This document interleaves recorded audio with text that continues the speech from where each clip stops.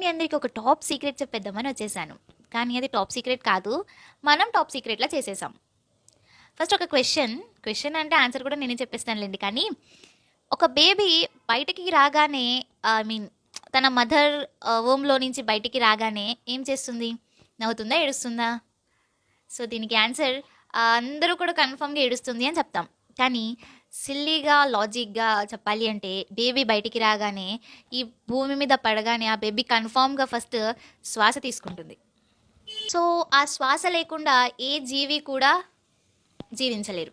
ఇది common fact. మరి ఈ యొక్క శ్వాసించే శక్తిని సృష్టించింది ఎవరు అని అడిగితే ఆన్సర్ సందేహం లేకుండా మనం చెప్పేయచ్చు. ఏంటి అంటే అది ఆ శక్తిమంతుడైనటువంటి ఆ సుప్రీం అథారిటీ మాత్రమే అని మనం క్లియర్గా చెప్పేస్తాం. ఓకే, ఇదంతా మనకి తెలుసు. ఈ సృష్టిని సృష్టించింది ఆయనే, ఈ గొప్ప విశ్వాన్ని సృష్టించింది ఆయనే, అందులో గొప్ప నేచర్ని పెట్టింది ఆయనే, మనకు ఆహారాన్ని, పళ్ళను అన్నిటిని కూడా సృష్టించింది ఆయనే. మరి వాటన్నిటినీ ఆస్వాదిస్తున్నాం, మంచి ఫుడ్ని తయారు చేసుకొని తింటున్నాం.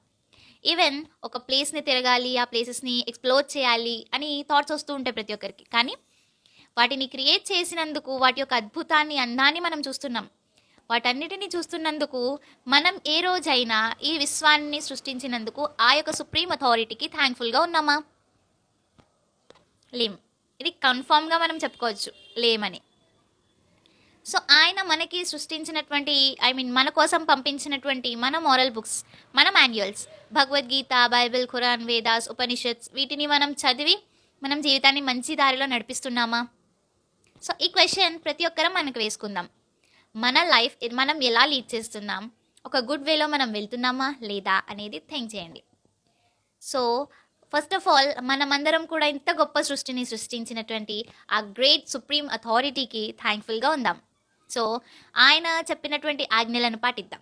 ఆ సుప్రీం అథారిటీ మనకి ఒక గ్రేట్ లైఫ్ని ఇచ్చాడు.